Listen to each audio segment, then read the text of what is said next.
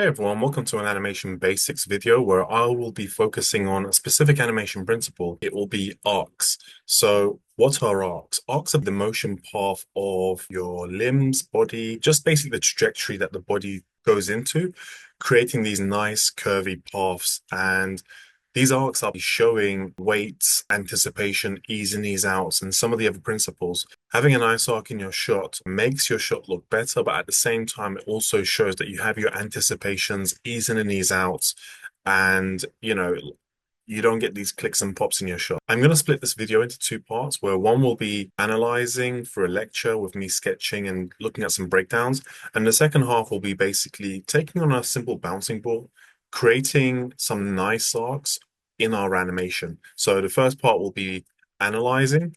The second part will be more hands-on in Maya. So let's take a look. Okay, so this is the 12 principles of animation. We've got all the way from squash and stretch to all the way to exaggeration. So the focus of our video today will be arcs, this one over here.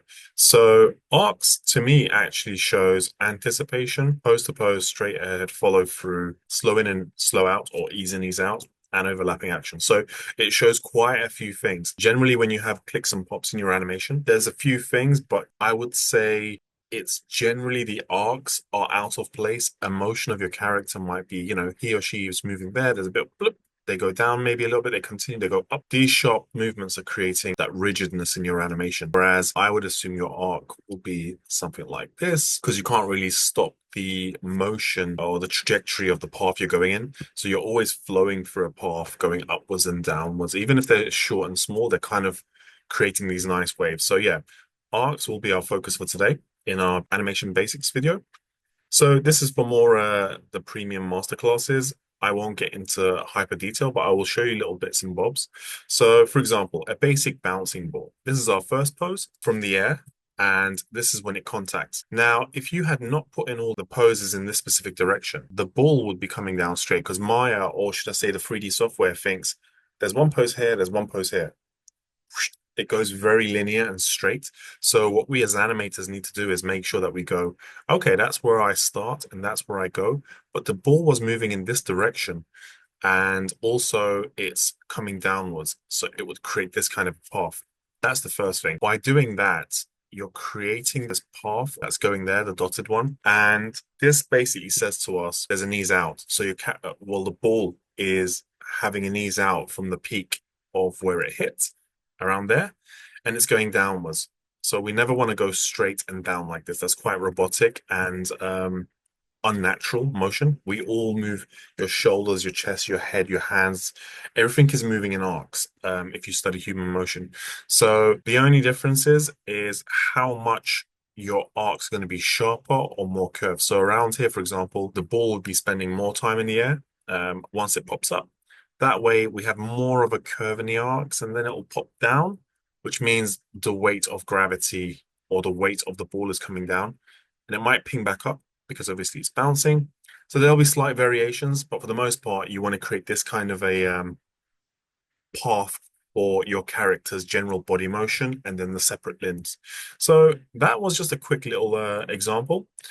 I will show you a little clip, one little section of a breakdown that I did from the movie, well, not the movie, the short film Presto from Disney, sorry, Pixar. And if you look at this little section here, so the rabbit does this one little motion. So let's take another look. I'll stop it from here as well. Click. So that little motion that he does where he just stretches over to grab the carrot, it looks pretty straightforward. However, if we were to break this down, let's take a look. If you look at his nose and his hands, those are the paths that they're taking. And so that's the spacing and where the poses are. But the yellow lines that I've drawn are basically the paths they're creating. So the hand is not going from here. Whoops, let me get a red one so it's slightly more easier to see.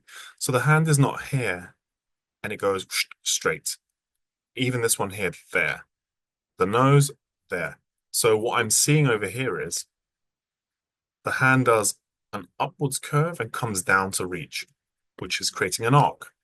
And even over here, it goes up and comes all the way back down.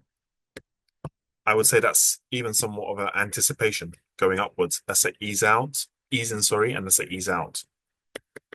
And even the nose, it does a big anticipation upwards and then comes back down. So if I was to look at this like that, so if we just focus on the left hand or screen left, this one here, see it's going slightly upwards and we can see the spacing as well. There's a small ease out there. The spacing gets bigger, very big, and then we start to ease in, almost stopping. But the animator could have chosen to do something like this, the other way around, but you would still need to be creating these nice arcs. And the same thing for the nose. The nose does not just go from here to there. The upwards motion is an anticipation to come back down. It's exaggerated.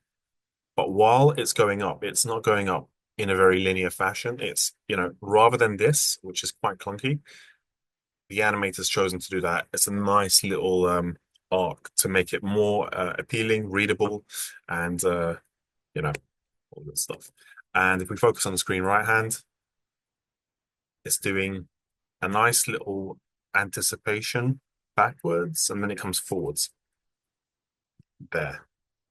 So yeah, so that was the little example that I wanted to show, just in case, that's what's happening throughout the body, guys. Whenever, even if it's realistic, even if it's super cartoony stylized, we all have arcs. So when you are blocking your shot out next time, just keep an eye out for your arcs. And if you find that your shot is maybe a little bit clicky, a little bit poppy, stuff like that happening, if you were to just take a look at those specific areas that this is happening, you'll find that maybe your character's here and he's going over there, or she, and you might be going like this, like that, and really focus on your reference to see where those arcs are so you can replicate and exaggerate in your own shot.